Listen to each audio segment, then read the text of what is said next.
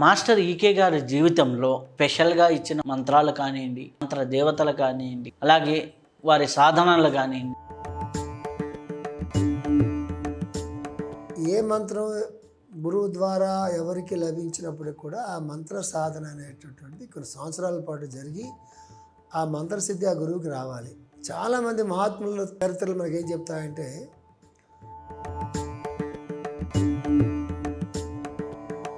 కొంతమంది దేవతలను దర్శించినటువంటి ఆయన, మంత్రసిద్ధి ఉన్నటువంటి ఆయన మాస్టర్ ఈకే గారు. ఆ పక్క చాలామందికి తెలియదు. ఎందుకు తెలియదు అంటే, మాస్టర్ గారు స్వయంగా చెప్పింది. అది మాస్టర్ గారి దగ్గర ఉన్న గొప్పతనం. అది అంటే ఆయన ఏ చెప్పినా కూడా యోగంలోకి తీసుకెళ్తారు.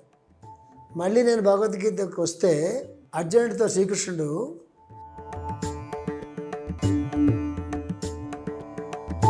అవును, గరుత్మంతుడికి మంత్రము అనేది ఉందా? గమ్ గణపతి హే నమః అనే మంత్రం తెలిసిందే. ఆంజనేయుడికి ఓం హరి మరకర మకటాయ స్వాహ, ఓం హం హనుమతే నమః కొన్ని మంత్రాలు ఉన్నాయి.